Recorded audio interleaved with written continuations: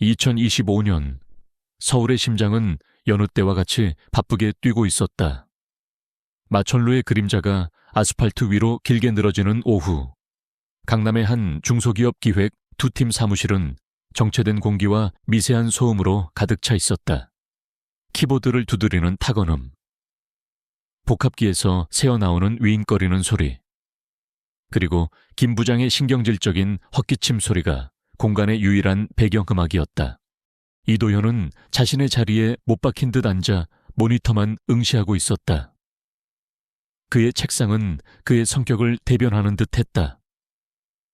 한쪽으로 조심스럽게 쌓아 올린 서류 더미, 가지런히 정렬된 필기구, 그리고 아침에 최수아가 챙겨준 작은 다육 화분. 그는 이 사무실의 풍경 속에 완벽하게 녹아들어 있는 눈에 띄지 않는 부품과도 같아닿다. 너무 평범해서 오히려 비현실적으로 느껴질 정도의 남자. 이태리.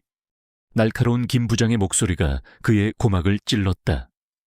이도현은 화들짝 놀란 사람처럼 어깨를 움츠리며 자리에서 일어섰다. 이런 연기는 이제 그에게 제2의 천성이 되어버렸다. 네, 부장님, 이 대리가 작성한 보고서 맞아. 이게 지금 보고서라고 올린 건가? 글씨는 개발세발이고 데이터는 왜 다 틀려? 정신을 어디다 두고 일하는 거야? 김 부장은 서류를 책상 위로 집어 던지듯 내려놓았다. 몇몇 동료들의 시선이 동정 반, 흥미 반으로 그에게 쏠렸다. 이도현은 90도로 허리를 숙였다. 그의 시야에 들어온 것은 김 부장의 반짝이는 구두컵뿐이었다. 죄송합니다. 부장님, 다시 확인해서 수정하겠습니다. 다시는 무슨 내가 지금 자선사업가야 자네 월급 주는 사람이 누구라고 생각해. 김 부장의 목소리가 한 톤 더 높아졌다. 바로 그때 그의 책상에 놓여있던 종이컵이 이도현의 팔꿈치에 걸렸다. 찰나의 순간 뜨거운 커피가 하얀 셔츠와 서류 위로 쏟아졌다. 사무실의 공기가 순간 정지했다. 아, 이도현은 짧은 신음을 뱉었다. 뜨거운 액체가 살갗을 파고드는 감각보다 서류가 엉망이 되었다는 사실과 김 부장의 일그러진 얼굴이 먼저 그의 뇌리에 박혔다. 이 멍청한 놈이 보고서를 망치는 것도 모자라서 이젠 아주 사고를 치는구나. 너 같은 놈은 대체 회사에 왜 붙어 있는지 모르겠어. 분노에 찬 고함이 사무실 전체에 울려 퍼졌다. 이도현은 아무 말도 하지 않았다. 아니, 하지 않았다기보다는 할 필요가 없었다. 그는 그저 고개를 더 깊이 숙이고 자신의 역할에 충실했다. 어수룩하고 일머리 없으며 늘 주눅 들어있는 평범한 직장인. 이것이 그가 선택한 이도현이라는 인물의 페르소나였다. 전지적 작가의 시점에서 볼 때 이도현의 뇌는 차갑게 상황을 분석하고 있었다. 김 부장의 혈압 상승 수치, 동공의 확장 정도, 목소리의 떨림으로 본 분노의 임계점. 그는 지금 사과를 하는 것이 가장 효율적인 해결책이라는 것을 알고 있었다. 그의 과거였다면 김 부장의 목젖을 1.2초 안에 제압하고 이 상황을 끝낼 수 있었겠지만 지금 그는 이도현이었다. 최수아의 남자, 평범한 삶을 꿈꾸는 남자. 정말 죄송합니다. 제 월급에서 제하겠습니다. 다시는 이런 일이 없도록 하겠습니다. 그의 목소리는 진심으로 뉘우치는 듯한 미세한 떨림까지 완벽하게 연기해냈다. 김 부장은 씩씩거리며 자리에 앉았고 이도현은 조용히 자신의 자리로 돌아와 물티슈로 엉망이 된 책상을 닦기 시작했다. 아무도 그의 젖은 셔츠 속으로 희미하게 드러난 등줄기를 가로지르는 길고 흉측한 흉터를 눈치채지 못했다. 퇴근 시간이 되자 이도현은 사무실을 나서는 마지막 사람이었다. 엘리베이터의 문이 닫히고 완벽하게 연기했던 직장인의 가면이 서서히 벗겨졌다. 그의 얼굴에 드리워져 있던 피곤함과 자책감은 옅어지고 그 자리에는 깊이를 알 수 없는 공허함이 자리 잡았다. 이것이 그의 진짜 삶인가 아니. 이것은 그가 지키고 싶은 삶을 위한 위장이었다. 회사 건물의 유리문을 밀고 나서는 순간 그의 세상은 색채를 되찾았다. 저 멀리 가로등 아래에 서서 휴대폰을 들여다보고 있는 최수아의 모습이 보였다. 그의 유일한 현실이자 그가 목숨을 걸고 지켜야 할 평화 그 자체였다. 수아야! 그의 목소리를 듣고 고개를 든 수아의 얼굴에 환한 미소가 번졌다. 그 미소 하나가 이도현의 하루 전체를 보상하고도 남았다. 오늘 많이 늦었네. 우리 부장님이 또 괴롭혔어. 수아는 그의 넥타이를 고쳐주며 자연스럽게 물었다. 그녀는 그의 젖은 셔츠를 발견하고는 미간을 찌푸렸다. 이건 또 왜 이래? 또 커피 쏟았지? 정말이지? 우리 도연 씨는 내가 없으면 어떡할래? 그녀의 잔소리마저도 그에게는 감미로운 음악이었다. 그는 그저 웃으며 그녀의 손을 잡았다. 네가 있으니까 괜찮아. 배고프다. 뭐 먹을까? 오늘은 매콤한 게 당기는데. 떡볶이 어때? 저기 새로 생긴 포장마차 맛있대. 좋아. 두 사람은 손을 꼭 잡고 복잡한 강남의 밤거리를 걸었다. 화려한 넌사인과 값비싼 외제차들, 명품으로 치장한 사람들 사이에서 그들의 모습은 소박하지만 단단한 행복으로 빛나고 있었다. 포장마차는 사람들로 붐볐다. 김이 모락모락 피어오르는 떡볶이와 어묵 국물의 냄새가 코끝을 간질렸다. 그들은 나란히 앉아 떡볶이와 튀김을 주문했다. 아, 맞다. 오빠, 나 오늘 웨딩홀 초대장 샘플 받아왔어. 어떤 게 제일 예뻐? 수아는 가방에서 몇 가지 디자인의 초대장을 꺼내 보여주었다. 이도현은 진지한 표정으로 하나하나 살펴보았다. 그의 눈에는 사실 모든 디자인이 똑같이 예뻐 보였다. 수아가 선택한 것이라면 무엇이든 그에게는 완벽했다. 나는 이게 제일 마음에 드네. 심플하면서도 고급스러워. 너처럼. 그의 말에 수아의 얼굴이 살짝 붉어졌다. 그녀는 떡볶이 하나를 집어 그의 입에 넣어주며 웃었다. 말은 잘해요. 아, 뜨거워. 이도현은 입안에서 떡을 오물거리며 행복하게 웃었다. 이 순간, 이 평범하고 따뜻한 순간을 위해 그는 P777이라는 과거를, 야누스라는 이름을 기꺼이 봉인했다. 국가를 위한 임무, 피와 배신이 난무하던 지하세계의 삶은 이제 그에게 오래전 영화, 필름처럼 느껴졌다. 그는 오직 이 여자와의 미래만을 원했다.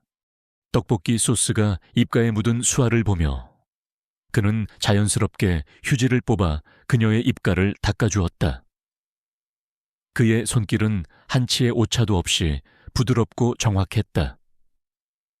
그것은 수많은 훈련으로 다져진 본능이었지만 이제는 오직 그녀를 위해서만 사용되었다. 수아는 그런 그의 다정함이 익숙하다는 듯 눈을 반짝이며 그를 바라보았다. 그녀의 눈에 비친 자신은 그저 조금 어설프지만 마음 착한 남자친구일 뿐이었다. 그리고 이도현은 그 사실에 무한한 안도감을 느꼈다. 배부르게 저녁을 먹고 집으로 향하는 길이었다. 취객들의 고함 소리와 자동차 경적이 뒤섞인 시끄러운 골목길을 지날 때였다. 그들의 눈앞에 불쾌한 광경이 펼쳐졌다. 고급 세단을 길가에 아무렇게나 세워둔 값비싼 시계와 명품 옷을 걸친 중년 남자가 길가에서 채소를 파는 할머니의 좌판을 발로 차고 있었다. 이런 거지 같은 걸 어디다 깔아놓고 장사를 해. 내 차 지나가는데 방해되잖아. 당장 안 치워. 남자는 술에 취해 혀가 꼬인 목소리로 고함을 질렀다. 할머니는 어쩔 줄 몰라 하며 땅에 떨어진 채소들을 주워 담으려 했다. 아이고, 사장님, 죄송합니다. 금방 치우겠습니다. 죄송하면 다야. 이것 때문에 내 신발 버렸잖아.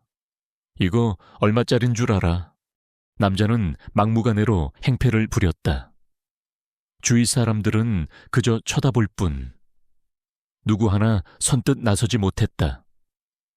남자의 차림새와 거만한 태도가 그가 보통 사람이 아님을 말해주고 있었다.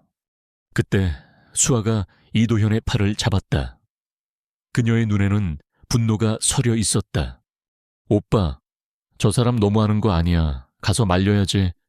그녀가 앞으로 나서려는 순간 이도현이 그녀의 팔을 부드럽게 하지만 단호하게 잡았다. 잠깐만. 그의 목소리는 낮고 차분했다. 그는 수아를 자신의 등 뒤에 세우고는 천천히 남자에게 다가갔다. 그는 싸울 생각이 없었다. 폭력은 그의 세상에서 가장 멀리 밀어내고 싶은 단어였다. 선생님, 이도현은 공손한 태도로 남자를 불렀다. 남자는 인상을 쓰며 그를 돌아보았다. 뭐야, 넌 또 많이 취하신 것 같습니다. 이만 가시는 게 좋겠습니다. 뭐, 네가 뭔데 나한테 이래라 저래라야 꺼져. 남자는 이도현의 멱살을 잡으려는 듯 손을 뻗었다. 하지만 이도현은 반걸음 뒤로 물러나며 그의 손길을 피했다. 그리고 그의 입이 열렸다. 그의 목소리는 여전히 나직했지만 골목의 모든 소음을 압도하는 기묘한 힘이 실려 있었다. 선생님, 지금 이 골목에는 총 4대의 CCTV가 작동 중입니다. 저기 저 편의점 입구에 한 대, 맞은편 빌딩 주차장에 한 대, 그리고 선생님 차 블랙박스 전후방 카메라까지 포함해서입니다. 선생님께서 지금 하시는 행동은 폭행 및 재물손괴에 해당하며 특히 연로하신 분을 상대로 한 범죄는 가중처벌 대상이 될 수 있습니다. 남자의 표정이 순간 굳었다. 이도현은 멈추지 않았다. 또한 선생님의 차량 번호는 이미 주변 사람들에게 모두 노출되었습니다. 요즘은 YTN 같은 뉴스 채널에서 블랙박스로 본 세상 같은 코너가 인기가 많더군요. 이 영상이 제보라도 되면 선생님의 얼굴과 차량, 그리고 입고 계신 옷 브랜드까지 고스란히 방송에 나갈 수도 있습니다. 사회적 지위가 있으신 분 같은데 이런 일로 구설에 오르는 것은 원치 않으실 겁니다. 그의 말에는 위협적인 단어 하나 없었다. 그는 그저 건조하게 사실을 나열했을 뿐이다. 하지만 그의 논리 정연함과 차가운 분석력은 술에 취한 남자의 오만함을 순식간에 무너뜨렸다. 남자는 자신의 손에 찬 값비싼 시계와 이도현의 평범한 옷차림을 번갈아 보았다.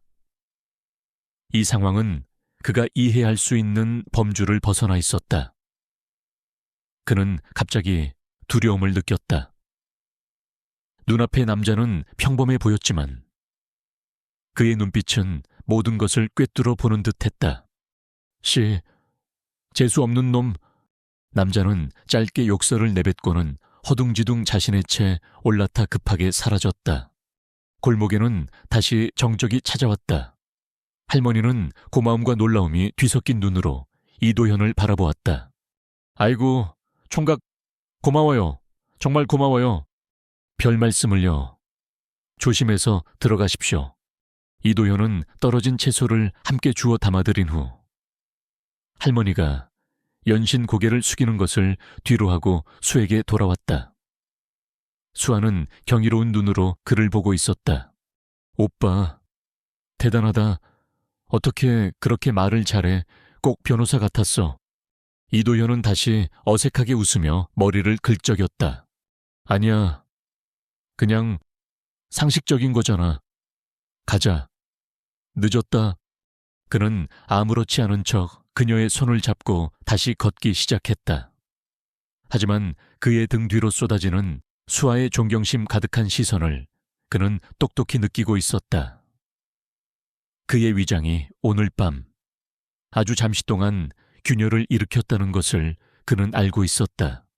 그날 밤 이도현의 작은 오피스텔. 샤워를 마치고 나온 이도현은 먼저 잠든 수아의 얼굴을 가만히 내려다보았다. 새근새근 고른 숨소리, 평화로운 얼굴. 그는 이불을 목까지 꼼꼼하게 덮어주었다. 피곤함에 그도 침대에 몸을 뉘었다. 그러나 잠은 쉽게 오지 않았다. 오늘 낮의 사무실, 그리고 밤의 골목길에서 있었던 일이 그의 머릿속을 맴돌았다. 그는 이도현이라는 역할에 점점 익숙해지고 있었지만 그의 본능은 여전히 날카롭게 살아 숨쉬고 있었다. 그가 상념에 잠겨 있을 때 옆에서 뒤척이던 수아의 손이 무언가에 닿았다. 그녀는 잠결에 그의 베개 밑을 더듬었고 차갑고 단단한 금속의 감촉을 느꼈다. 호기심에 그녀는 살며시 눈을 떴다. 그리고 조심스럽게 그것을 꺼내 달빛에 비춰보았다. 그것은 손가락 2마디 크기의 묵직한 동전이었다. 한쪽 면에는 날개를 활짝 편 채 먹이를 노려보는 듯한 날카로운 눈매의 독수리가 정교하게 양각되어 있었고 다른 쪽 면에는 P77이라는 짧은 문구가 새겨져 있었다. 동전은 오래된 물건인 듯 가장자리가 닳아 있었지만 여전히 서늘하고 위압적인 기운을 풍기고 있었다. 이게 뭐지? 수아가 동전을 뒤집어 보며 생각에 잠긴 순간 바로 옆에서 낮은 목소리가 들렸다. 수아야. 수아는 화들짝 놀라 고개를 돌렸다. 어느새 잠에서 깬 이도현이 그녀를 보고 있었다. 어둠 속에서도 그의 눈빛이 선명하게 느껴졌다. 평소에 다정하고 부드러운 눈빛이 아니었다. 깊이를 알 수 없는, 감정이 거세된 채 모든 것을 꿰뚫어 보는 듯한 차가운 눈빛이었다. 수아는 순간 숨을 멈췄다. 이도현은 천천히 손을 뻗어 그녀의 손에 들린 동전을 부드럽게 가져갔다. 그의 손길이 닿자 그는 다시 원래의 이도현으로 돌아왔다. 그의 눈빛은 다시 따뜻하고 다정해졌다. 놀랐어, 미안. 잠결에 그는 멋쩍게 웃으며 말했다. 수아는 그제야 긴장을 풀고 물었다. 이거 뭐야? 오빠 처음 보는 건데. 베개 밑에 있었어. 아, 이거. 이도현은 동전을 손안에 감추듯 쥐었다. 그냥 옛날에 군대에서 쓰던 오래된 기념품이야. 별거 아니야. 그는 태연하게 거짓말을 했다. 그리곤 수아의 이마에 가볍게 입을 맞추었다. 피곤할 텐데 어서 자. 수아는 작은 의심을 품었지만 그의 다정한 목소리에 이내 눈을 감았다. 그녀가 다시 고른 숨을 내쉬며 잠들었을 때 이도현은 조용히 침대에서 일어났다. 그는 창가에 서서 손안의 동전을 내려다보았다. 달빛을 받은 P77이라는 글자가 유령처럼 빛났다. 이것은 단순한 기념품이 아니었다.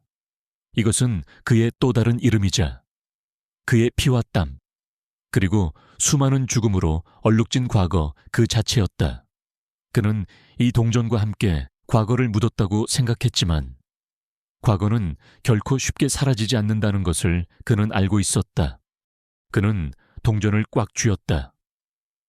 차가운 금속의 감촉이 그의 손바닥을 파고들었다. 그는 맹세했다.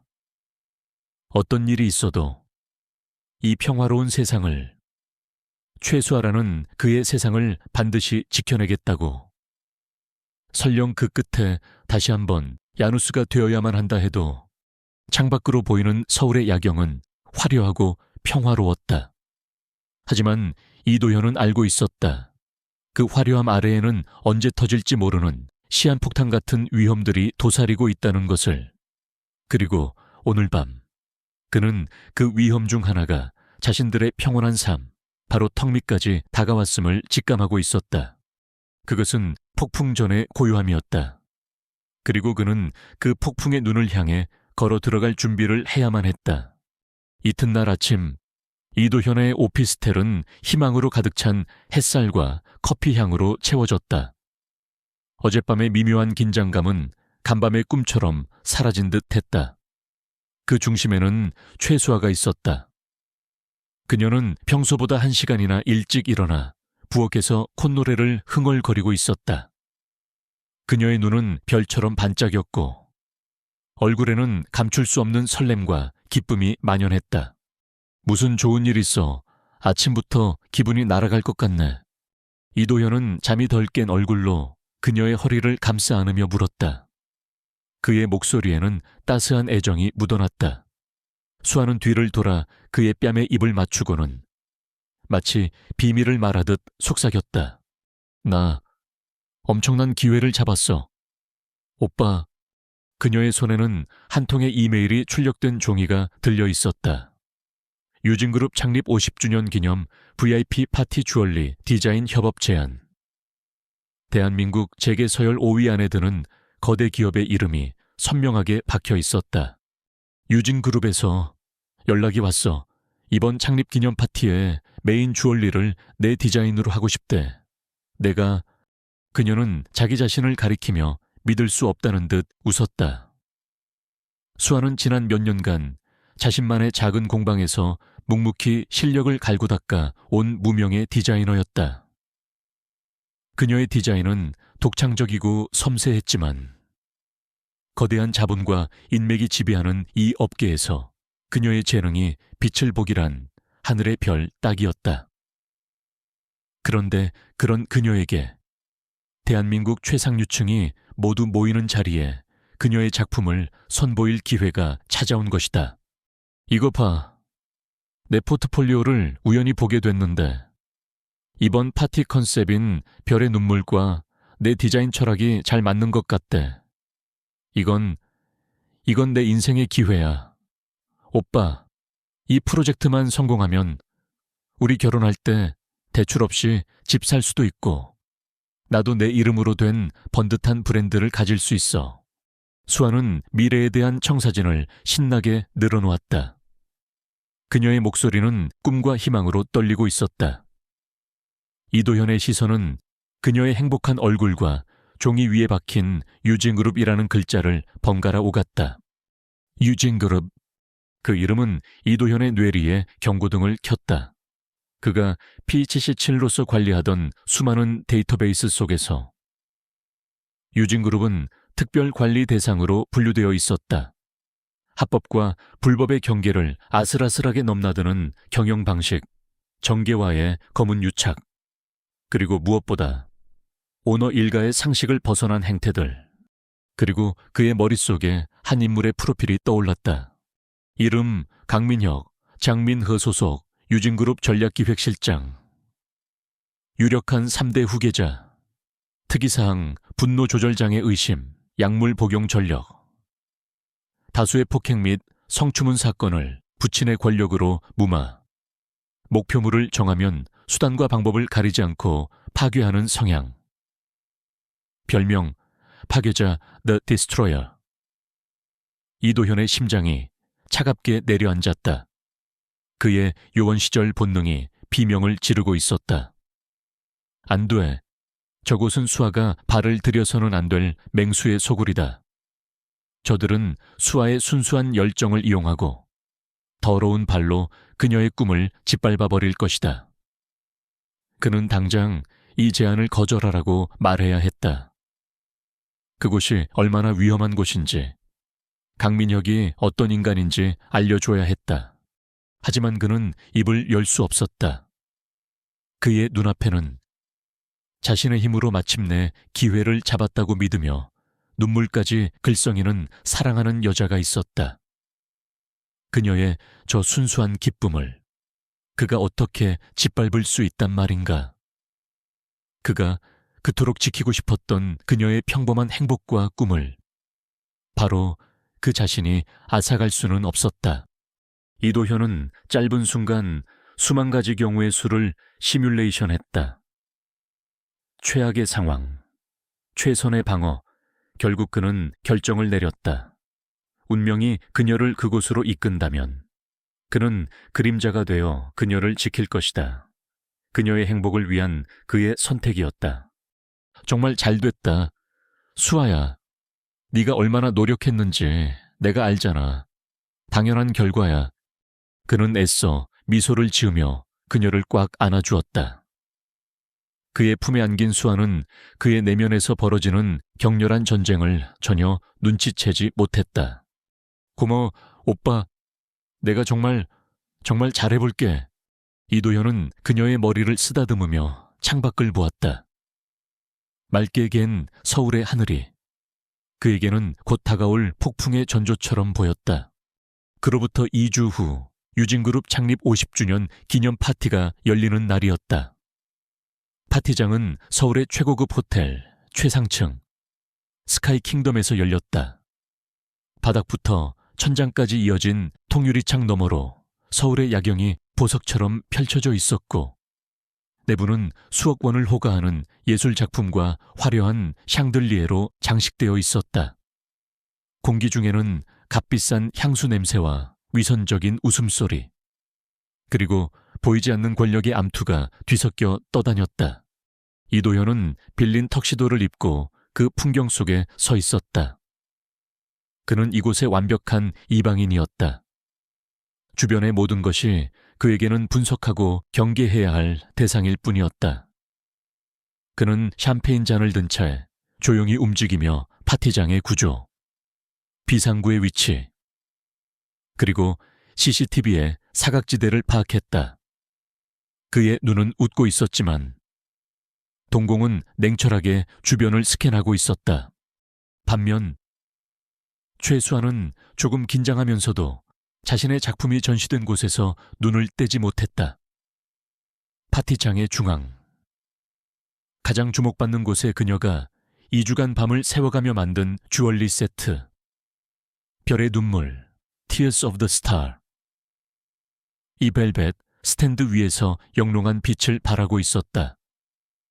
다이아몬드와 사파이어로 은하수를 형상화하고 중앙에는 물방울 모양의 거대한 블루 문스톤이 신비로운 푸른빛을 뿜어내고 있었다. 그것은 단순한 장신구가 아니라 그녀의 영혼의 조각이었다. 많은 사람들이 그녀의 작품 앞을 지나며 감탄사를 내뱉었다. 수아의 얼굴에 점차 자신감과 자부심이 피어올랐다. 그때였다. 파티장의 소음이 순간 멎는가 싶더니 모든 사람의 시선이 한 곳으로 쏠렸다. 강민혁이 등장했다. 그는 최고급 이탈리아제 수트를 입고 머리는 한치의 흐트러짐도 없이 넘겨져 있었다.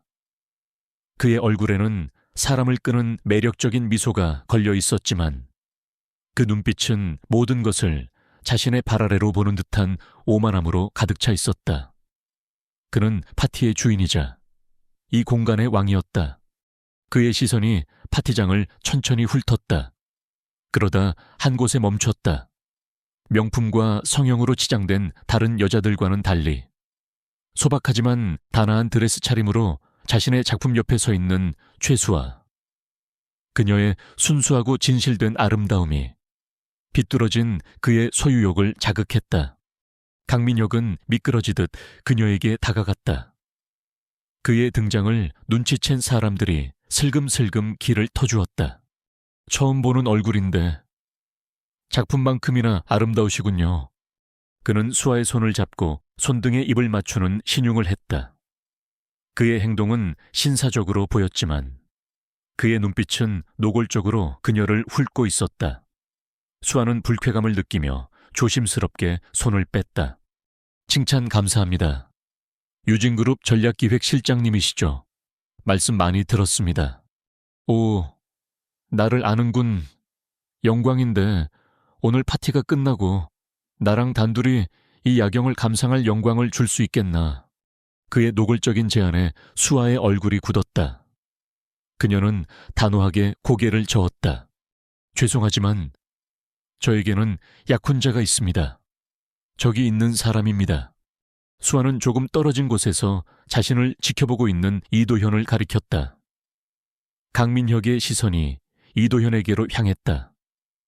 그는 이도현의 어색한 턱시도와 평범한 얼굴을 위아래로 훑어보더니 경멸이 가득한 코웃음을 쳤다. 저런 남자 당신 같은 보석이 있기에는 너무 초라한 반지가 아닌가. 과분한 말씀입니다. 저에게는 세상에서 가장 소중한 사람입니다. 수아의 단호한 거절에 강민혁의 얼굴에서 매력적인 미소가 사라졌다.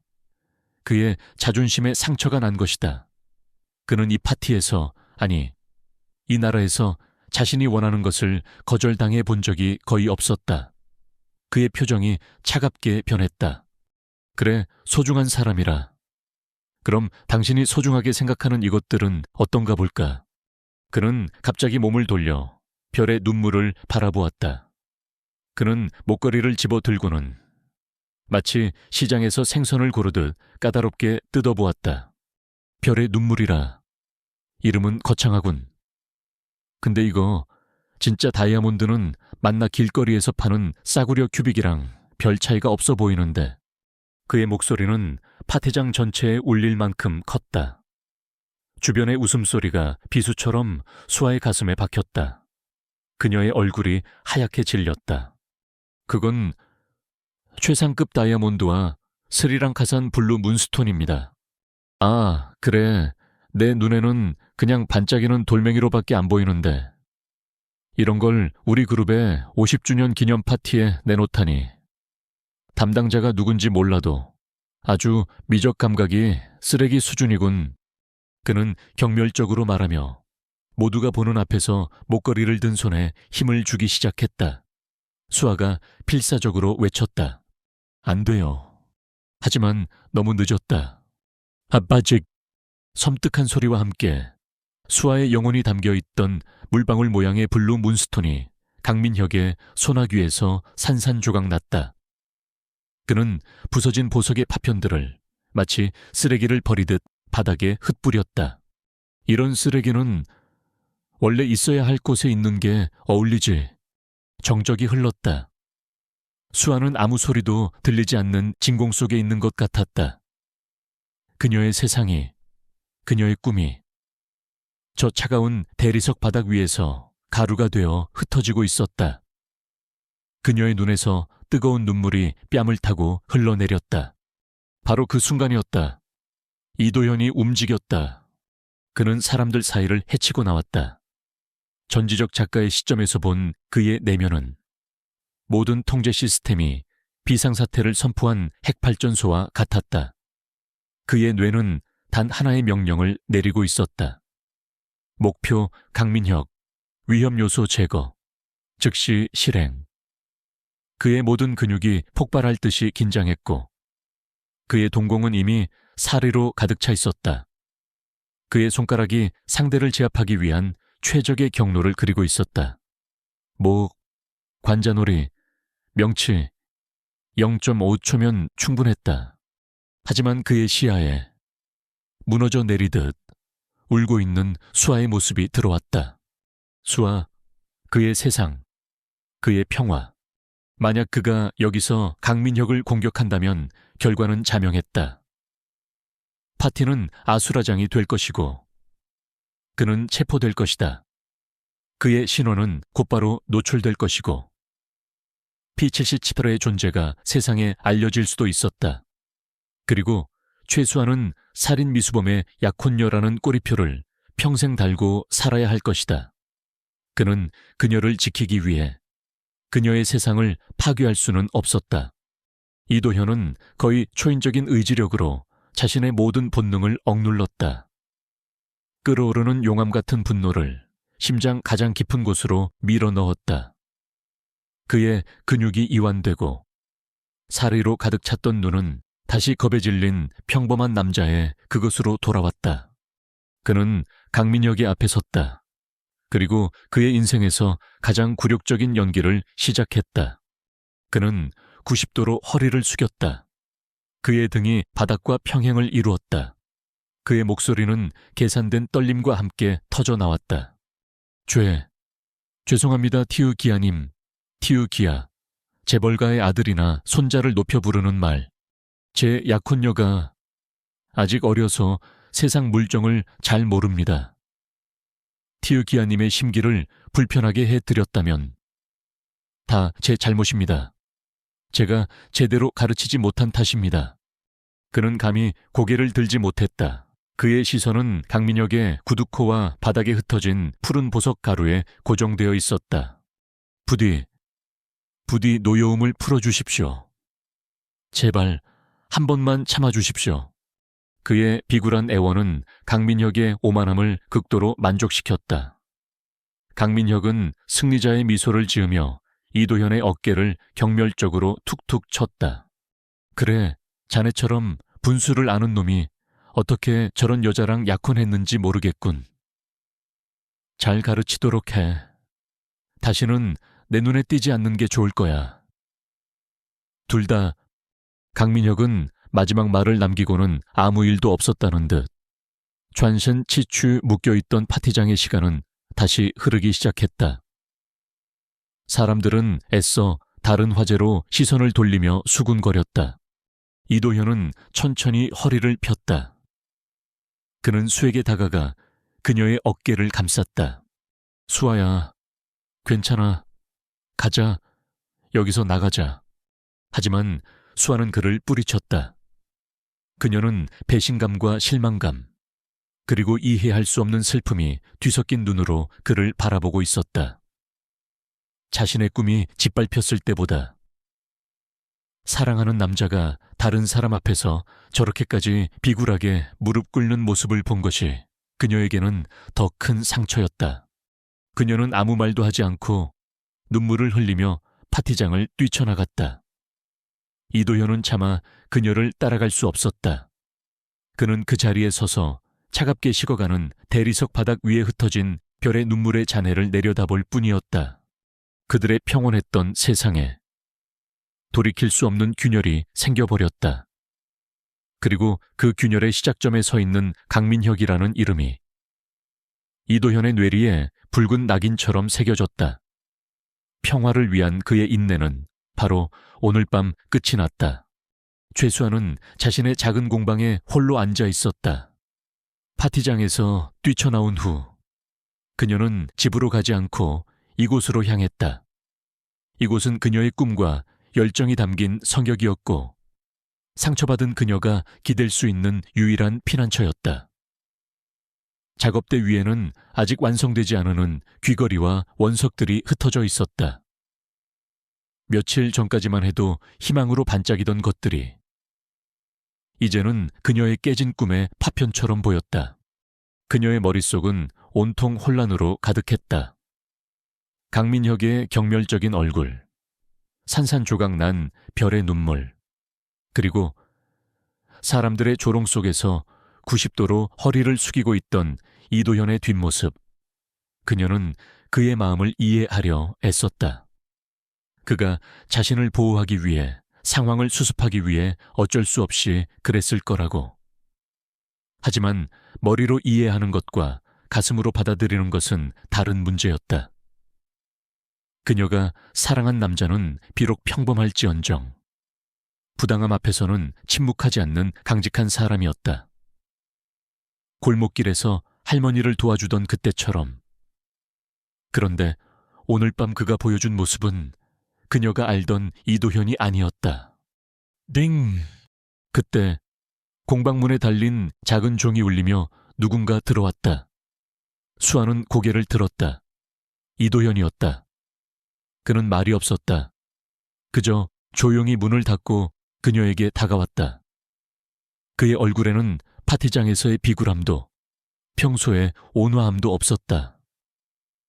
깊은 밤의 호수처럼 고요하고 차가운 표정. 그 낯선 모습의 수아는 자기도 모르게 몸을 움츠렸다. 수아야. 그가 입을 열었다. 미안해. 그 한마디에 애써 참고 있던 수아의 눈물이 터져 나왔다. 그녀는 그를 원망하고 싶었지만 동시에 그가 너무나 안쓰러웠다. 왜 그랬어? 왜 그렇게까지 했어? 오빠, 차라리 화를 내지 그랬어. 싸우지 그랬어. 그렇게 비참하게 고개 숙이는 것보다 100번, 1000번은 나았을 거야. 그녀의 울음 섞인 절규가 공방을 울렸다.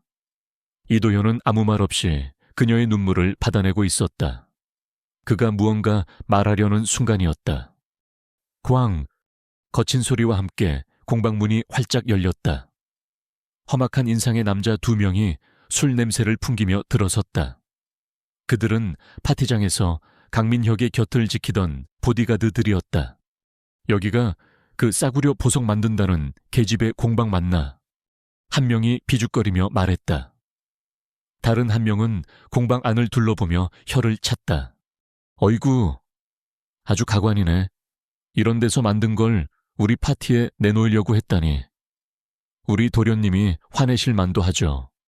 그들은 강민혁의 명령을 받고 온 것이 분명했다. 본보기를 보여주기 위해서 수하는 겁에 질려 자리에서 일어섰다. 이도현은 그런 그녀를 자신의 등 뒤로 부드럽게 밀어 넣었다. 그의 움직임은 너무나 자연스러워서 마치 오랫동안 반복해 온 동작 같았다. 누구시죠? 영업 끝났으니 나가주시죠. 이도현의 목소리는 낮고 건조했다. 남자들은 그의 태도에 코웃음을 쳤다. 뭐야, 이 새끼는 파티장에서 개처럼 빌빌 기던 놈 아니야. 아직도 여기 붙어 있었네. 네, 약혼녀가 우리 티으기아님 심기를 거슬렀으니 우리가 대신 교육 좀 시켜주러 왔다. 넌 저리 꺼져 있어. 맞기 싫으면. 남자들이 위협적으로 다가오며 작업대에 놓인 집기들을 손으로 쓸어버렸다. 와장창. 소리와 함께 수아의 도구와 재료들이 바닥으로 떨어졌다. 수아는 비명을 질렀다. 바로 그 순간 이도현의 세상에서 모든 소음이 사라졌다. 그의 시야에는 오직 두 개의 목표만이 존재했다. 최소에 대한 직접적 위협 발생, 교전 수칙 알파 발동, 위험 요소 즉시 무력화. 이도현이 먼저 움직였다. 그의 몸은 그림자처럼 미끄러져 나갔다. 첫 번째 남자가 주먹을 날리기도 전에 이도현의 손가락이 그의 손목 안쪽의 혈관과 신경이 모인 곳을 정확하게 파고들었다. 남자는 비명조차 지르지 못했다. 팔 전체에 퍼지는 끔찍한 고통과 함께 힘이 빠져나갔다. 이도현은 그 팔을 그대로 꺾어 올리며 남자의 몸을 방패 삼아 두 번째 남자에게 돌진했다. 두 번째 남자는 동료의 갑작스러운 무력화에 당황하여 주춤했다. 그 0.05초의 틈, 이도현에게는 영혼과도 같은 시간이었다. 그는 첫 번째 남자를 밀쳐내며 그 추진력을 이용해 몸을 회전시켰다. 그의 발이 공기를 가르며 두 번째 남자의 무릎 관절을 정확하게 가격했다. 우드득 뼈가 어긋나는 소름 끼치는 소리가 났다. 남자는 외마디 비명을 지르며 바닥에 쓰러졌다. 이 모든 일이 5초도 채 걸리지 않았다. 첫 번째 남자는 아직 상황 파악이 되지 않은 얼굴로 고통스러운 팔을 붙잡고 뒷걸음질 쳤다. 그의 눈에 비친 이도현은 더 이상 파티장에서 본 어수룩한 남자가 아니었다. 그는 감정이 거세된 눈으로 자신을 바라보는 사신 그 자체였다. 누구냐? 너? 이도현은 대답하지 않았다. 그는 바닥에 떨어진 세공용 망치를 주워들었다. 그리고는 비명을 지르며 쓰러져 있는 두 번째 남자의 손 옆에 망치를 내리찍었다. 광! 망치는 남자의 새끼손가락 옆 1cm 지점의 바닥에 박혔다. 남자는 공포에 질려 숨을 헐떡였다. 이도현은 그의 귓가에 조용히 속삭였다. 그의 목소리는 겨울바람보다 차가웠다. 강민혁에게 전해, 이건 첫 번째 경고다. 다시 한번 내 여자에게 손대거나 눈에 띄기만 해도 다음번에는 내 놈들 손가락이 아니라 그의 목뼈가 부러질 거라고. 그는 망치에서 손을 떼고 일어섰다. 두 남자는 겁에 질려 서로를 부축하며 비틀거리며 공방을 도망쳐 나갔다. 공방에는 다시 정적이 찾아왔다. 엉망이 된 바닥, 그리고 두 사람.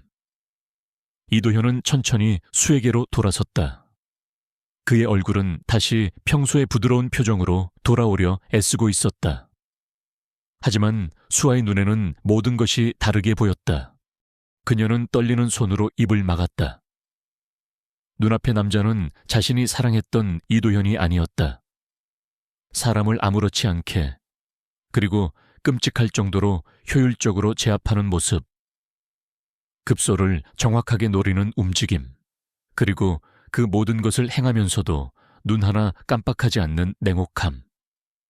골목길에서 할머니를 도와주던 모습과는 차원이 다른 훈련된 전문가의 움직임이었다. 파티장에서의 비굴한 모습이 연기였다는 것을 깨달았다. 그렇다면 무엇이 진짜란 말인가? 저 냉혹한 모습이 아니면 평소에 다정한 모습이 그녀가 사랑한 사람은 대체 누구였던가? 수아는 뒷걸음질 쳤다. 그녀의 눈에는 사랑이나 연민이 아닌 공포와 혼란이 가득했다. 그녀의 떨리는 목소리가 정적을 갈랐다. 당신 도대체 누구야?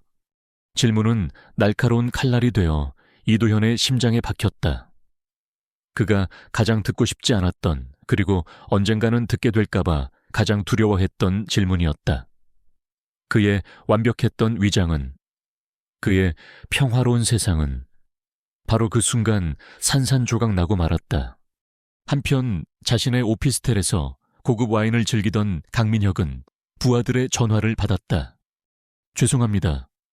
티우키아님, 그놈 보통 놈이 아닙니다. 저희 두 사람이 손도 한번 못 써보고. 수화기 너머로 들려오는 다급하고 고통스러운 목소리에 강민혁은 잠시 미간을 찌푸렸다.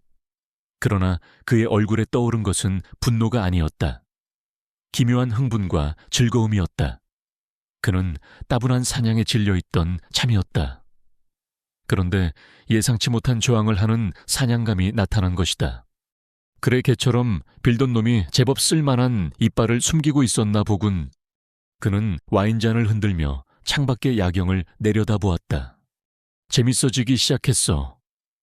우리 회사 법무팀이랑 보안팀 동원해. 저 새끼 뒷조사해봐. 먼지 한 톨까지 전부 다 저놈이 누구 밑에서 기어다니던 개인지. 내가 직접 확인해야겠어. 그는 전화를 끊고 와인을 한 모금 마셨다. 그의 입가에 비릿한 미소가 걸렸다. 그는 아직 몰랐다.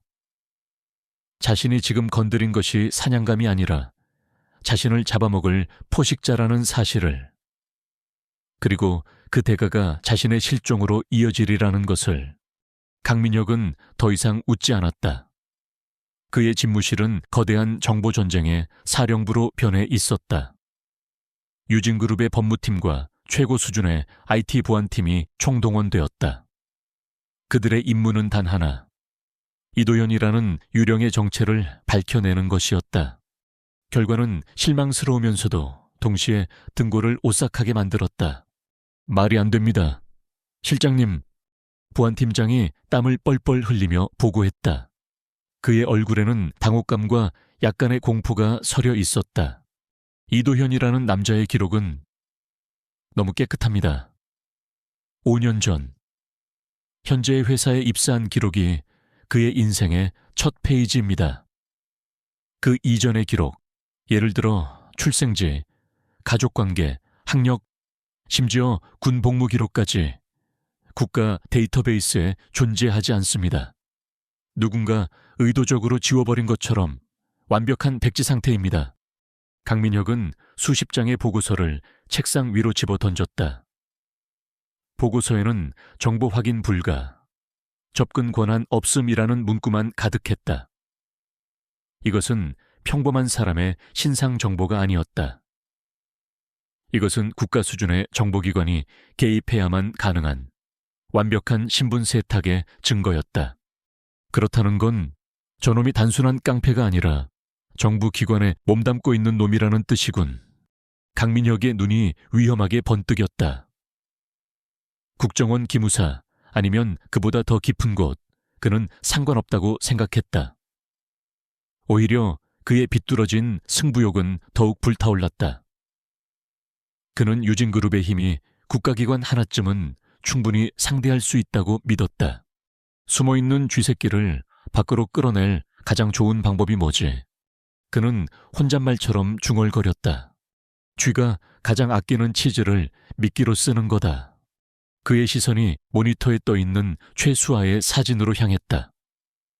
그녀의 환한 미소가 이제는 그의 잔혹한 계획을 위한 마지막 퍼즐 조각으로 보였다. 그는 더 이상 이 게임을 질질 끌 생각이 없었다. 그는 이 유령을 자신의 발 앞에 무릎 꿇리고 그의 모든 것을 빼앗아버리기로 결심했다. 준비해. 청소할 시간이다. 그의 명령에 그림자 속에 있던 그의 직속 부하들이 움직이기 시작했다.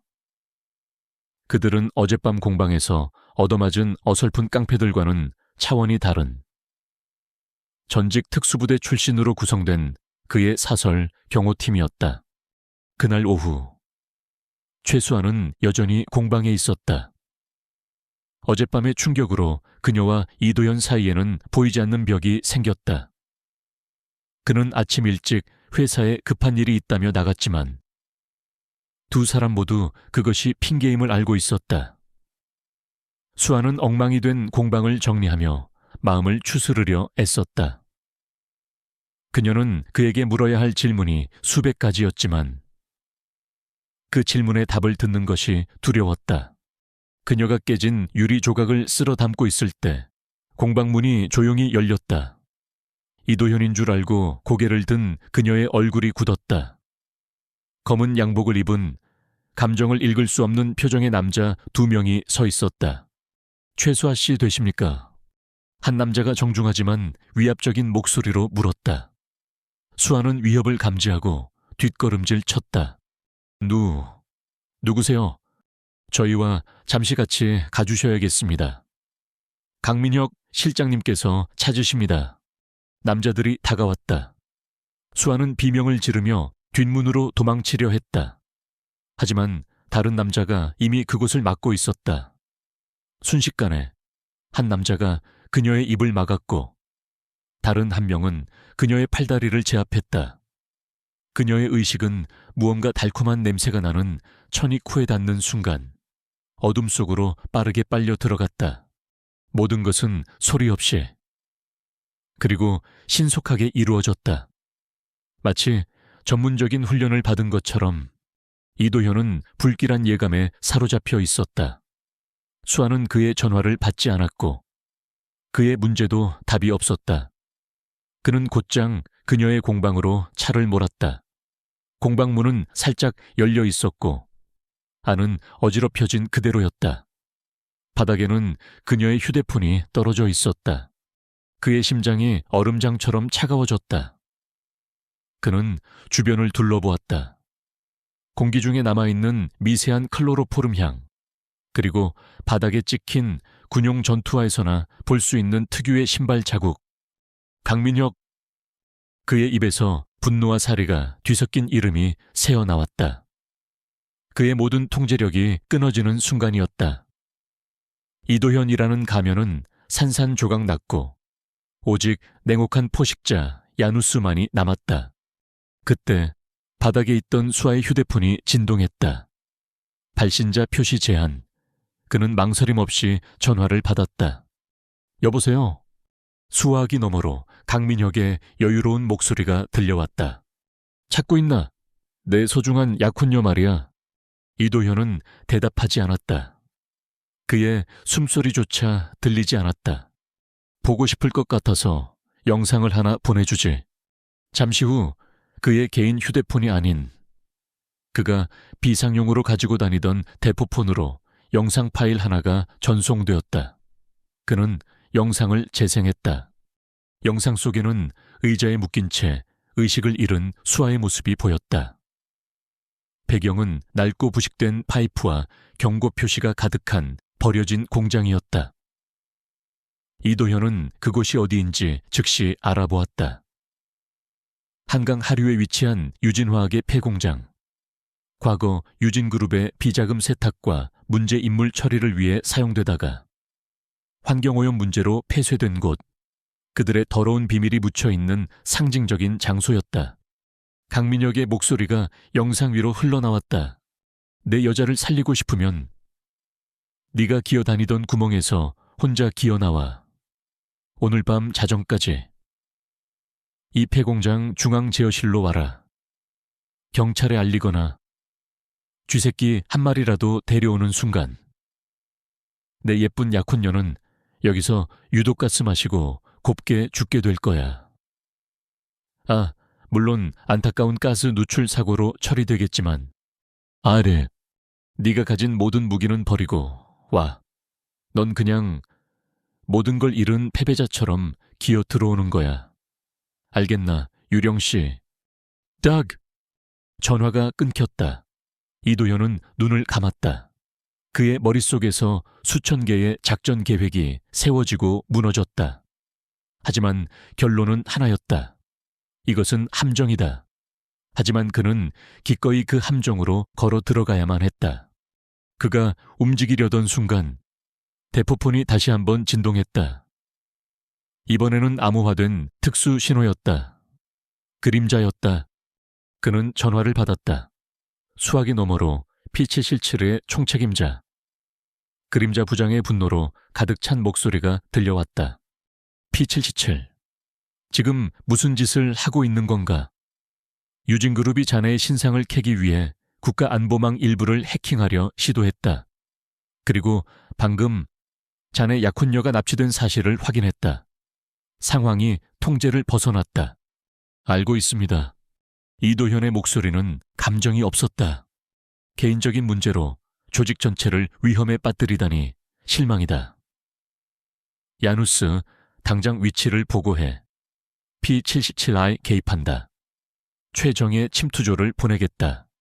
그림자 부장의 제안은 이성적으로 가장 올바른 판단이었다. 하지만 이도현은 고개를 저었다. 그는 이미 결심했다. 아니요.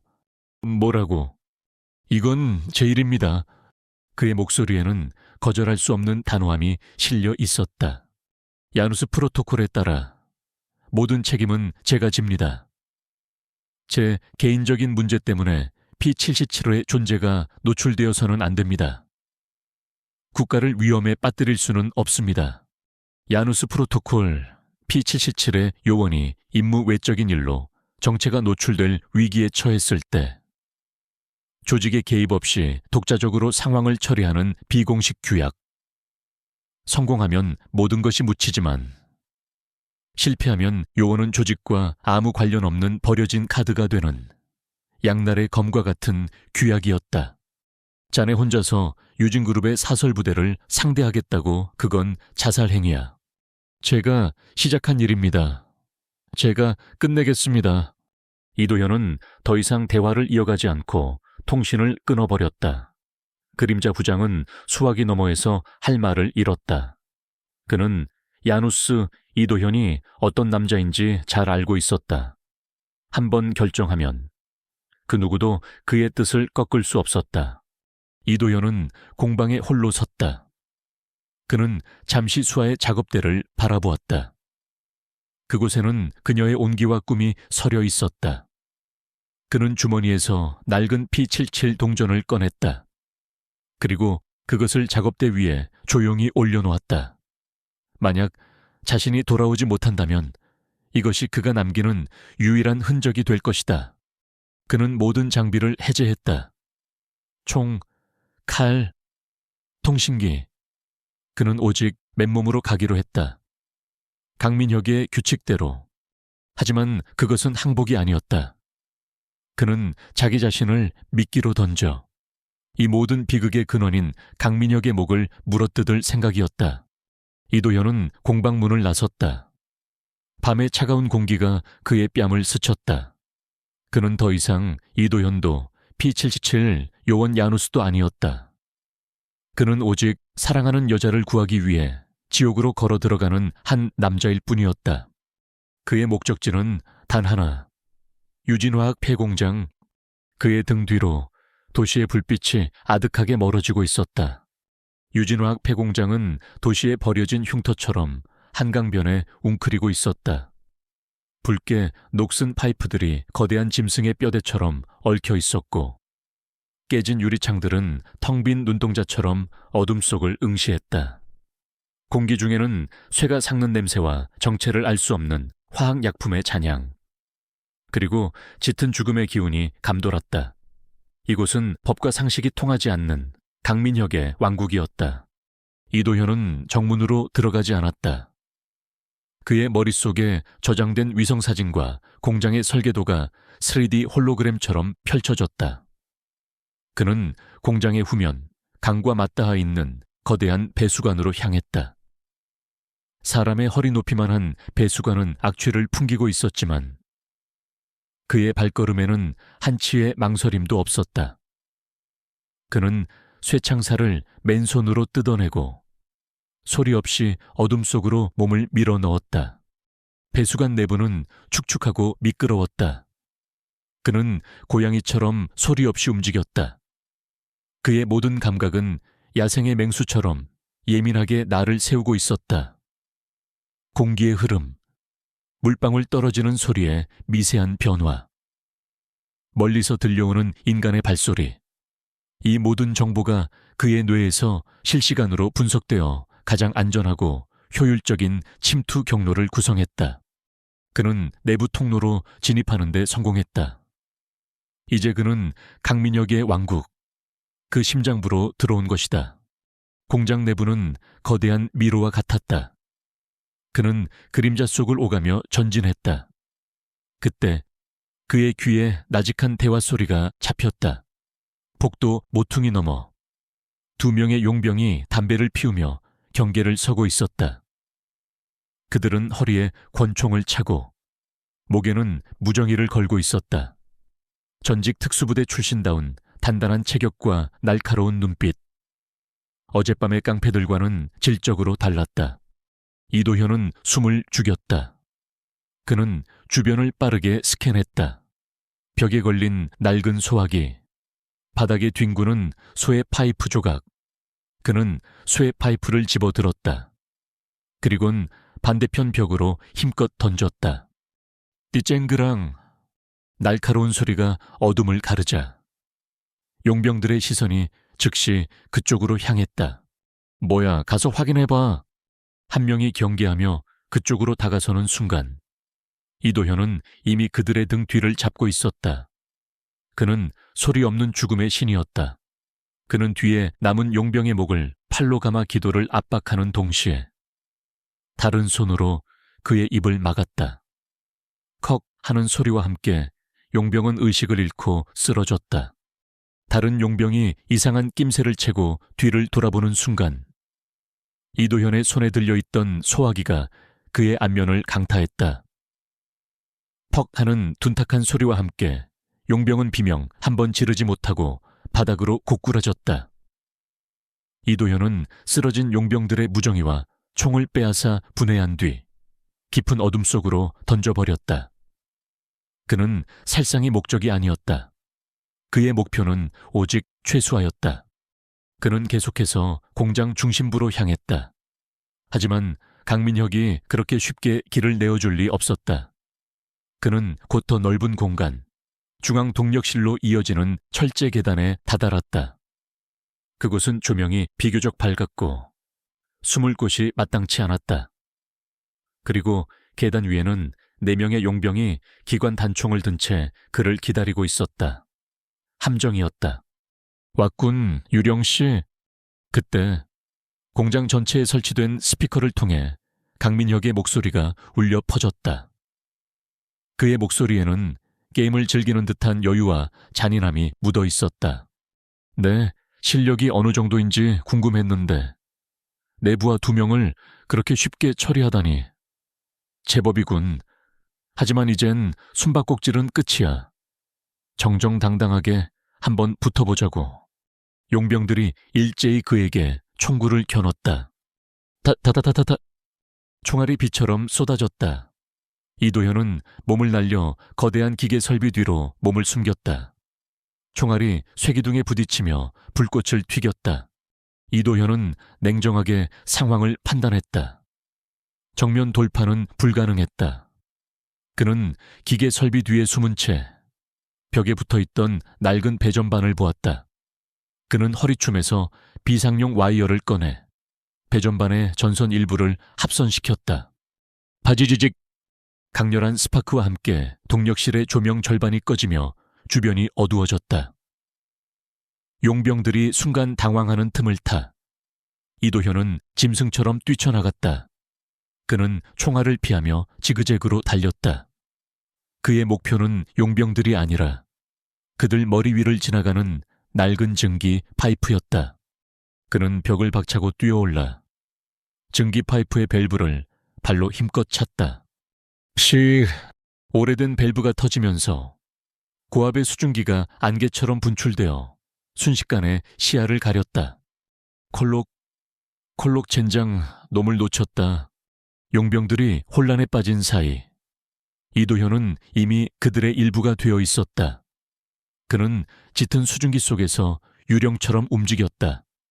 한 용병의 등 뒤로 다가가 목을 꺾고 그의 총을 빼앗아 개머리판으로 다른 용병의 머리를 가격했다. 남은 2명이 그에게 총을 난사했지만 이도현은 쓰러뜨린 용병을 방패 삼아 총알을 막아냈다. 그리고 그는 방패를 밀치며 앞으로 나아갔다. 그의 눈앞에 선 마지막 용병은 공포에 질린 얼굴로 그를 보고 있었다. 이도현은 총을 든 그의 손목을 꺾어 총구를 천장으로 향하게 하고 다른 손으로는 그의 명치를 강하게 가격했다. 용병은 숨 막히는 소리를 내며 쓰러졌다. 싸움은 순식간에 끝났다. 이도현은 거친 숨을 몰아쉬었다. 그의 팔과 옆구리에 가벼운 스친 상처가 생겼지만 치명상은 아니었다. 그는 다시 어둠 속으로 사라졌다. 스피커 너머로 강민혁의 짜증 섞인 목소리가 들려왔다. 대단하군. 정말 대단해. 내 비싼 용병들을 장난감처럼 가지고 놀다니. 네가 누군지 점점 더 궁금해지는군. 하지만 말이야. 네가 강하면 강할수록 네 여자는 더 위험해진다는 걸 알아야지. 스피커에서 갑자기 수아의 고통스러운 신음소리가 들려왔다. 에웹, 이도현의 심장이 철렁 내려앉았다. 그의 눈에 처음으로 분노 이상의 감정, 조급함이 어렸다. 힘들지. 유령씨, 내 여자가 널 애타게 기다리고 있어. 물론 내가 좀 더 갖고 놀다가 질리면 말이야. 하하하. 강민혁의 비열한 웃음소리가 공장 전체를 메웠다. 그것은 이도현의 마지막 남은 이성의 끈을 끊어버리려는 심리전이었다. 하지만 이도현은 다시 냉정을 되찾았다. 분노는 판단력을 흐리게 할 뿐이다. 그는 자신의 분노를 칼날처럼 벼려 오직 강민혁의 심장을 향해 겨누었다. 그는 수많은 용병들을 쓰러뜨리며 마침내 공장의 가장 깊숙한 곳, 중앙 제어실 앞에 도착했다. 굳게 닫힌 거대한 강철문, 모든 소음이 차단된 문 너머에는 수아와 강민혁이 있었다. 그는 문에 귀를 대고 숨을 죽였다. 아무 소리도 들리지 않았다. 하지만 그는 알 수 있었다. 문 너머에서 강민혁이 자신을 기다리고 있다는 것을. 그리고 그 옆에는 인질로 잡힌 채 공포에 떨고 있을 수아가 있다는 것을. 그의 손이 문고리로 향했다. 이 문을 여는 순간 마지막 무대가 시작된다. 더 이상 숨을 곳도 물러설 곳도 없다. 오직 끝을 봐야만 한다. 그는 심호흡을 했다. 그의 뇌는 차갑게 마지막 시뮬레이션을 끝마쳤다. 그의 심장은 사랑하는 여자를 구하겠다는 뜨거운 결의로 불타고 있었다. 그의 손이 문고리를 잡고 천천히 아래로 내렸다. 철컥, 묵직한 소리와 함께 지옥의 문이 천천히 열리기 시작했다. 문틈으로 새어나오는 빛이 그의 결연한 얼굴을 비추었다. 컬컥, 묵직한 강철 문이 열리고 이도현은 중앙제어실 안으로 들어섰다. 방 안의 풍경은 그의 예상과 정확히 일치했다. 수십 개의 모니터가 벽을 가득 메우고 있었고 그 화면들에는 방금 전 자신이 지나온 복도와 처참하게 쓰러져 있는 용병들의 모습이 비치고 있었다. 그리고 방 중앙 최수아는 낡은 의자에 손발이 묶인 채 앉아 있었다.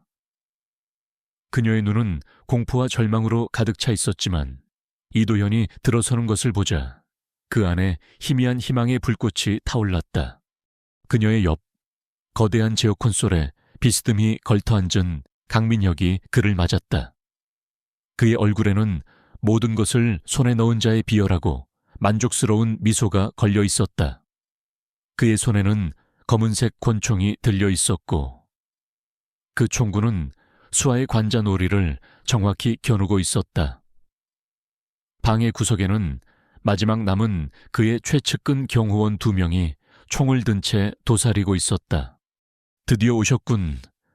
우리의 주인공.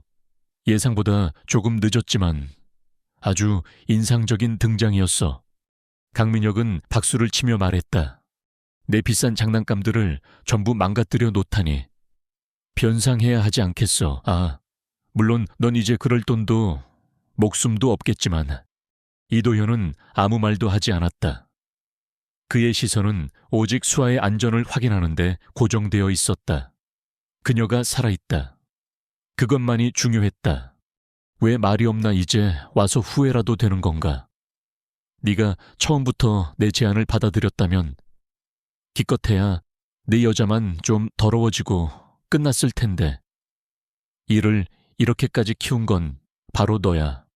강민혁은 권총의 총구를 수아의 뺨에 갖다 대고 부드럽게 쓰다듬었다. 수아는 혐오감에 몸을 떨었다. 그 모습에 이도현의 어깨 근육이 미세하게 꿈틀거렸다. 내가 뭘 원하는지 아나, 유령씨. 강민혁은 자리에서 일어나 이도현에게 다가왔다. 그는 승리감에 도취되어 있었다. 난 네 기술이나 배경 따위엔 관심 없어. 난 그냥 내 표정이 보고 싶어. 모든 것을 잃고 희망이 산산조각 나고 네가 지키려 했던 모든 것이 내 발 아래에서 짓밟히는 것을 보는 그 절망적인 표정 말이야. 그의 말이 끝나자 수아의 의자 밑에서 삑 하는 날카로운 전자음이 들렸다. 의자 밑에는 작은 폭탄이 설치되어 있었다. 강민혁의 손에 들린 작은 리모컨과 연동된 그가 만든 마지막 장치였다. 자, 이제 마지막 게임을 시작하지. 강민혁의 눈이 광기로 번뜩였다. 내 여자를 살리고 싶으면 내 발밑에 무릎 꿇어. 그리고 빌어. 네가 아무것도 아닌 벌레 새끼라고. 이 강민혁님께 내 영혼까지 바치겠다고 맹세해. 수아의 눈에서 눈물이 흘러내렸다. 그녀는 고개를 저으며 소리 없이 외쳤다. 안 돼, 오빠 제발. 그리고 그걸로는 부족해. 강민혁은 이도현의 바로 앞에 서서 그의 눈을 들여다보며 속삭였다. 내 힘의 원천인 그 오른팔 내 스스로 부러뜨려. 네가 그 잘난 팔로 내 부하들을 박살냈지. 이제 그 팔로 내 자존심을 박살내는 거야. 그럼 살려는 주지. 모든 것이 멈춘 듯한 정적이 흘렀다. 이도현은 미동도 없이 서 있었다. 강민혁은 그의 침묵을 저항으로 받아들였다. 시간은 없어. 10초 주지. 9. 강민혁이 카운트다운을 시작했다. 이도현의 얼굴 근육이 고통스럽게 일그러졌다. 그의 눈빛이 격렬하게 흔들렸다. 그는 수아를 바라보았다. 그녀의 눈물 젖은 얼굴을. 그리고 그는 천천히 무릎을 굽혔다. 오빠, 안 돼. 수아의 절규가 터져 나왔다. 이도현의 무릎이 차가운 바닥에 닿았다. 그는 고개를 숙였다. 완전한 항복, 완전한 패배의 모습이었다. 그는 천천히 왼손을 들어 자신의 오른쪽 팔뚝으로 가져갔다. 그의 얼굴에는 이 세상의 모든 고통과 굴욕을 짊어진 듯한 표정이 떠올랐다. 강민혁의 입가에 잔인한 미소가 활짝 피어났다. 바로 이것이었다. 그가 보고 싶었던 장면은 그가 이 모든 판을 짠 이유였다. 그가 승리를 만끽하며 이도현의 마지막 자존심이 꺾이는 순간을 보기 위해 몸을 앞으로 숙이는 바로 그 찰나. 이도현이 고개를 들었다. 그의 눈에 더 이상 고통이나 굴욕은 없었다. 그 자리에는 시베리아의 동토보다 더 차갑고 심연보다 더 깊은 분노만이 남아있었다. 그의 표정은 이도현도 야누스크도 아닌 오직 복수심만으로 움직이는 존재의 그것이었다. 그의 손목이 섬광처럼 움직였다. 무언가 공기를 가르는 날카로운 소리가 났다. 그의 주머니에서 나온 낡은 P77 동전이 회전하는 칼날처럼 날아갔다. 그 동전은 강민혁의 눈이나 심장이 아닌 그가 권총을 쥔 손목의 신경다발이 모인 곳을 정확하게 때렸다. 크악! 강민혁은 끔찍한 비명을 질렀다. 그의 손에서 모든 힘이 빠져나가며 권총과 폭탄 리모컨이 바닥으로 떨어졌다. 그 0.1초의 순간 이도현의 몸이 폭발하듯 튀어올랐다. 그는 더 이상 무릎 꿇린 패배자가 아니었다. 그는 풀려난 재앙이었다. 그는 바닥에 떨어진 리모컨을 발로 걷어차 자신의 손에 넣고 동시에 몸을 날려 강민혁을 향해 달려드는 경호원 2명에게 향했다. 한 경호원의 총구를 손으로 잡아채 아래로 향하게 하는 동시에 팔꿈치로 그의 턱을 올려쳤다. 다른 경호원이 그를 향해 총을 쏘려 하자 그는 첫 번째 경호원의 몸을 방패 삼아 총알을 맞고 그의 손에 들린 총을 빼앗아 총몸으로 남은 경호원의 관자놀이를 강타했다. 2명의 최전계 경호원이 추풍낙엽처럼 쓰러지기까지 걸린 시간은 단 3초. 이제 방 안에는 이도현과 손목을 붙잡고 고통에 몸부림치는 강민혁, 그리고 넋을 잃고 이 모든 것을 지켜보는 수아만이 남았다. 이도현은 천천히 강민혁에게 다가갔다. 그의 발걸음 소리는 겁에 질린 강민혁에게 사형 집행인의 발소리처럼 들렸다. 네가 감히 내가 누군지 알아날 건드리면 너희 가족까지 전부. 강민혁의 협박은 끝을 맺지 못했다. 이도현의 손이 그의 목을 움켜쥐었기 때문이다. 너는 선을 넘었다. 이도현의 목소리는 지옥에서 울려오는 듯 낮고 차가웠다. 그의 손에 점점 힘이 들어가고 강민혁의 얼굴이 파랗게 질려갈 때였다. 중앙제어실의 강철문이 양쪽으로 활짝 열렸다. 그곳에는 경찰이 아닌 머리부터 발끝까지 검은색 전술 장비로 무장한 남자들이 서 있었다. 그들의 움직임에는 단 하나의 소음도 없었으며 그들의 존재감은 살아있는 인간이라기보다는 유령에 가까웠다. 그들의 가슴에는 P77이라는 마크가 희미하게 새겨져 있었다. 그리고 그들 사이로 한 남자가 그림자 속에서 걸어 나왔다. 그림자 부장이었다. 그림자 부장은 이도현과 강민혁을 지나쳐 마치 그들이 존재하지 않는 것처럼 방 안을 둘러보았다. 그의 시선이 겁에 질린 강민혁에게 닿았다. 그는 판결을 내리는 재판관처럼 입을 열었다. 그의 목소리는 감정 없이 서늘했다. 강민혁, 귀하는 사적인 이익을 위해 국가 안보에 중대한 위협이 되는 행위를 저질렀으며 무엇보다 존재해서는 안 될 우리 P777의 그림자를 엿보려 했다. 그림자 부장은 바닥에 떨어진 P77 동전을 구두발로 지그시 가리켰다. 이는 용서받을 수 없는 죄다.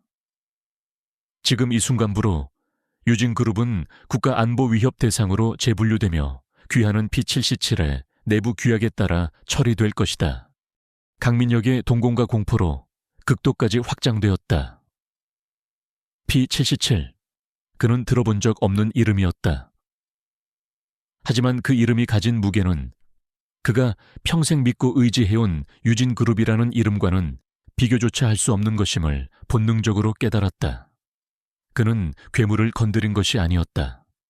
그는 신의 영역을 침범한 것이다. 네가 저지른 가장 큰 실수는 건드려서는 안 될 것을 건드렸다는 것이다. 그림자 부장의 마지막 말이 사형 선고처럼 울려 퍼졌다. P77 요원들이 소리 없이 다가와 강민혁을 양쪽에서 제압했다. 그의 입에 재갈이 물리고 머리에는 검은 두건이 씌워졌다. 그는 아무 소리도 아무 저항도 하지 못한 채 그림자 속으로 끌려 들어갔다. 이도현은 그제야 강민혁의 목을 잡고 있던 손을 놓았다. 그는 수에게 다가가 그녀를 묶고 있던 밧줄을 풀어주었다. 수아는 자유로워진 몸으로 그를 와락 껴안았다. 그녀는 더 이상 울지 않았다. 그녀는 이도현의 등과 방 안에 있는 유령 같은 P777 요원들과 그리고 그림자 부장을 번갈아 보았다. 공포는 사라졌다. 그 자리에는 자신이 사랑한 남자가 짊어지고 있던 세상의 무게에 대한 깊은 이해와 연민, 그리고 더 단단해진 사랑이 자리 잡고 있었다. 그는 그녀를 지키기 위해 기꺼이 괴물이 되었고, 그녀를 지키기 위해 다시 인간으로 돌아왔다.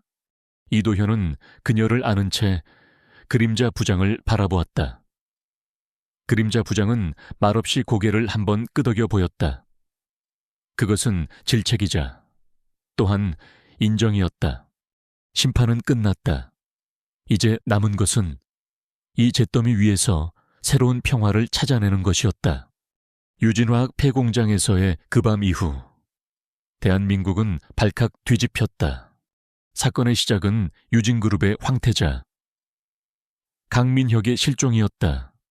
언론은 유진그룹 후계자, 수천억 원대 비자금 횡령 후 해외 밀항이라는 자극적인 제목으로 연일 헤드라인을 장식했다.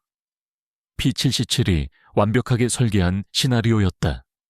그들이 유출한 몇 가지 증거는 검찰의 칼날이 유진그룹의 심장을 겨누게 하기에 충분했다. 판도라의 상자가 열리자 그 안에서 괴물들이 쏟아져 나왔다. 검찰의 압수수색은 거대한 부패의 산을 드러냈다. 정관계 로비, 분식회계, 불법 자금 세탁, 심지어 과거의 의문스러운 죽음들까지. 대한민국을 지탱하는 하나의 기둥처럼 보였던 거대 기업은 사실 속부터 썩어 문드러진 거인의 시체에 불과했다. 주가는 연일 폭락했고 협력업체들은 등을 돌렸다. 소비자들은 불매운동을 벌였다. 한때 대한민국 재계를 호령하던 유진그룹이라는 이름은 불과 몇 주 만에 탐욕과 부패의 대명사가 되어 역사의 뒤양일로 사라졌다. 철옹성 같던 제국은 그렇게 허무하게 무너져 내렸다. 이 모든 과정의 배후에 국가를 움직이는 보이지 않는 손 P777이 있었다는 사실을 아는 사람은 아무도 없었다. 며칠 후 이도현이 다니던 회사, 김 부장은 멍하니 신문을 읽고 있었다. 그의 손이 미세하게 떨리고 있었다. 유진그룹의 몰락과 강민혁의 횡령 기사, 그의 머릿속에서 파티장에서 벌어졌던 일과 골목길에서 행패를 부리던 남자를 논리적으로 제압하던 이도현의 모습이 겹쳐졌다. 그는 오싹한 한기를 느꼈다. 자신이 그동안 얼마나 어리석고 위험한 짓을 저질렀는지 깨달았다. 그는 자신이 매일같이 무시하고 모욕했던 부하 직원이 사실은 거대한 유진그룹을 무너뜨린 사건의 중심에 서 있었을지도 모른다는 상상만으로도 숨이 막혔다. 그는 자리에서 일어나 이도현에게 다가갔다. 이도현은 여느 때처럼 조용히 자신의 업무를 보고 있었다. 김 부장은 그의 책상 앞에서 자신도 모르게 허리를 90도로 숙였다. 이 대리. 이도현은 의아한 표정으로 그를 올려다보았다. 그동안 내가 정말 미안했네. 내가 사람 볼 줄도 모르고 정말 면목 없네. 부디 용서해주게. 김 부장의 사과는 진심이었다. 그는 이도현의 정체를 아는 것도 알려고 하는 것도 아니었다. 그는 단지 자신이 얕잡아봤던 사람이 사실은 자신과는 비교도 할 수 없는 거목 주무이었음을 깨달았을 뿐이다. 이도현은 희미하게 미소를 지었다. 아닙니다. 부장님, 다 지난 일인데요. 신경 쓰지 마십시오. 그의 목소리는 여전히 평범하고 온화했다. 그 용서에 김 부장은 오히려 더 깊은 경외감을 느끼며 자리로 돌아갔다. 이도현은 더 이상 그를 원망하지 않았다. 그의 세상은 이제 이런 사소한 일에 얽매이기에는 너무나 커져 버렸다. 한편 최수아에게는 기적 같은 일들이 일어나고 있었다. 강민혁이 그녀의 작품 별의 눈물을 파괴하고 그녀를 모욕했던 사건이 유진그룹의 몰락과 함께 세간에 알려지게 된 것이다. 언론은 거대 자본의 폭력에 맞선 젊은 예술가의 투혼이라며 그녀의 이야기를 대서특필했다. 그녀와 그녀의 작품은 부패한 권력에 저항하는 순수한 예술혼의 상징이 되었다.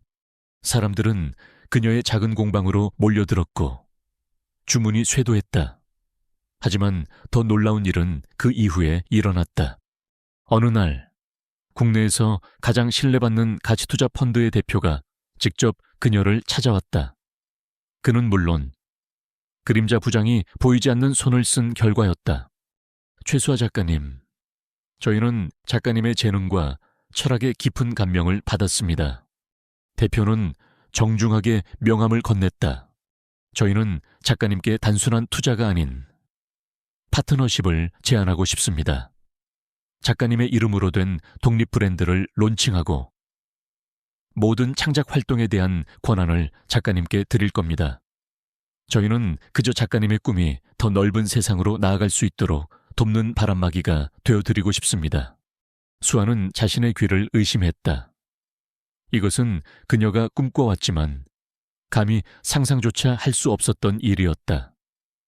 그녀는 더 이상 거대 자본에 휘둘리는 약자가 아니었다.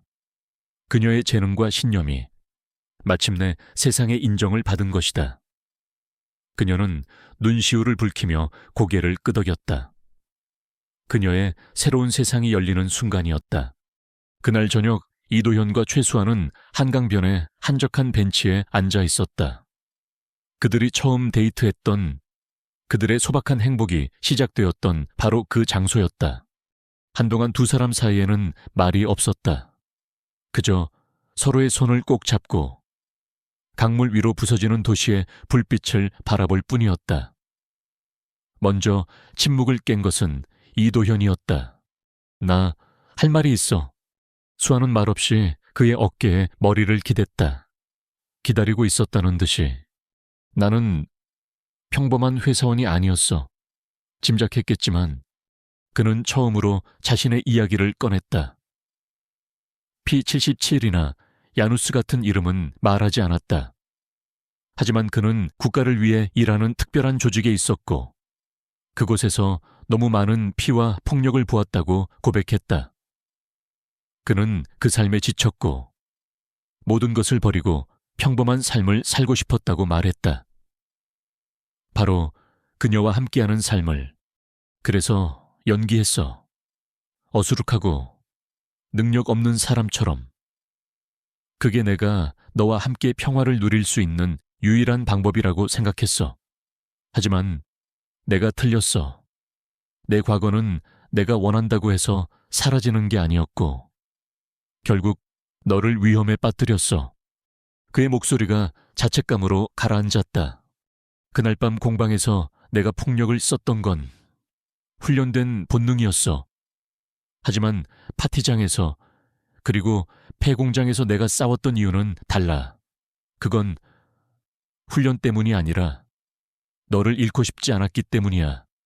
내 세상을 잃고 싶지 않아서. 그의 고백이 끝나자 수아는 그의 손을 더럽게 잡았다. 그녀는 그의 손을 들어 자신의 뺨에 가져다 댔다. 한때 사람을 해쳤을지도 모르는 그 손이 지금은 그녀에게 세상에서 가장 따뜻한 온기를 전해주고 있었다. 나는 평범한 회사원을 사랑한 게 아니야. 수아가 조용히 입을 열었다. 특수요원을 사랑한 것도 아니고 나는 그냥 이도현이라는 남자를 사랑해. 때로는 어설프고 때로는 무섭도록 강하지만 언제나 나를 지켜주려고 했던 그 남자를. 그녀는 고개를 들어 그의 눈을 바라보았다. 그녀의 눈빛은 그 어떤 의심도 없이 오직 사랑과 신뢰로 가득 차 있었다. 당신이 누구든 당신의 집은 여기 내 옆이야. 그러니까 더 이상 혼자 힘들어하지 마.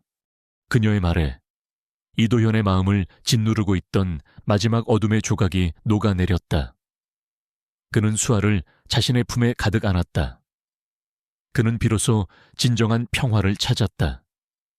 그것은 세상으로부터의 도피가 아니라 서로의 상처를 보듬고 함께 나아가는 용기 속에 있었다. 강물은 조용히 흐르고 도시의 불빛은 그들을 축복하듯 반짝였다. 길고 길었던 밤이 끝나고 두 사람에게 새로운 아침이 오고 있었다. 그로부터 3년의 시간이 흘렀다. 강산이 변하기에는 짧지만 한 사람의 세상이 완전히 새로워지기에는 충분한 시간이었다.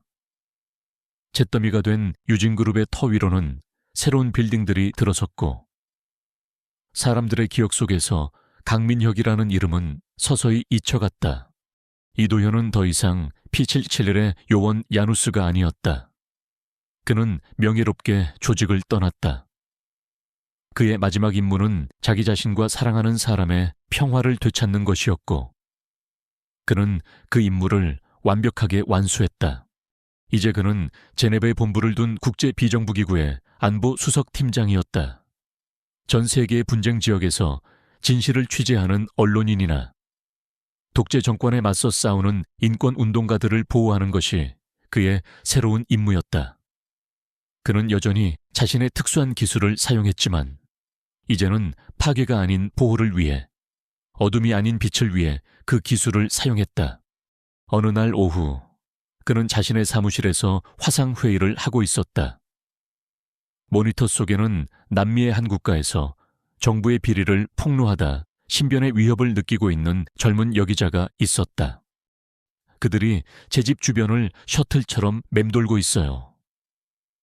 매일 밤 그림자가 창문을 어른거려서 잠을 잘 수가 없어요.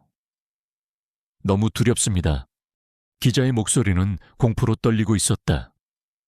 이도현은 차분하고 신뢰감 있는 목소리로 그녀를 안정시켰다. 알렉산드라, 제 말 들리세요? 괜찮습니다. 지금부터 제가 하는 말을 잘 들으세요.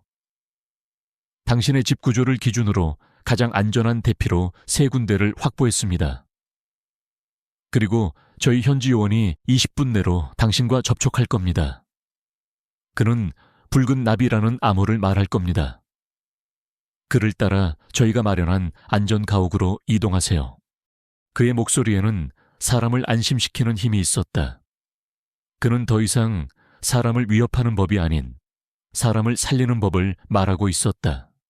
그의 삶은 마침내 올바른 목적지를 찾은 것이다.